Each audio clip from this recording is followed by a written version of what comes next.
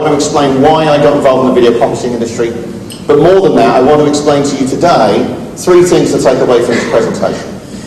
I want you to understand that the now is not sustainable. The lives we all lead, we cannot continue to lead, or if we can, we can't stop the rest of the world wanting to have the lives we lead and expect them to be satisfied with less.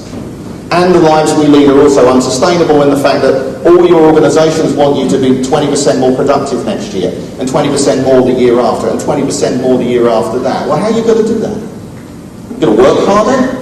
Working harder doesn't really work anymore. Everyone I know works more hours than they're possibly prepared to continue to do.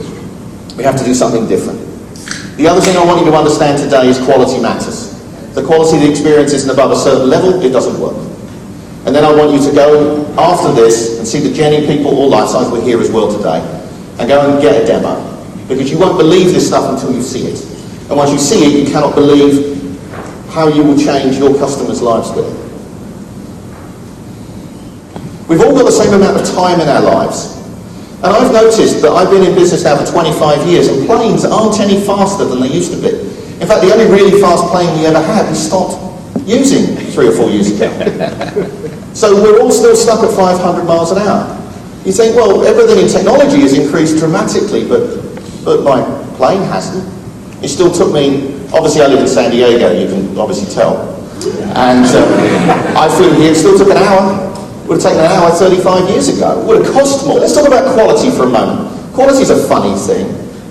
Who here has a tape deck in their car that they ever listen to anymore? Ridiculous technology. Who 20 years ago used to, maybe 30 years ago, looking at some of the crowd, used to take a tape deck and record the top 40 or whatever it was off the radio on a Sunday night, or whenever it was on here? Everybody did, in my experience. And nobody I met at school ever went, oh, well, can't possibly have a tape deck, the quality's simply not good enough. Oh, that's rubbish. It was good enough right until the point where you heard something better. So, things to consider is, the world changes when you're not even looking. You turn around to someone and you say, you know that trip you do to Hong Kong every 6 months for 4 days? We can stop you doing that. They don't want you to stop you doing that. They like that. If it's that quarterly trip you do to London, all expenses paid, yeah, we can stop you doing that. No. If it's, you've got to be in Cleveland at 4 o'clock on Wednesday, that's the meeting we want you to stop.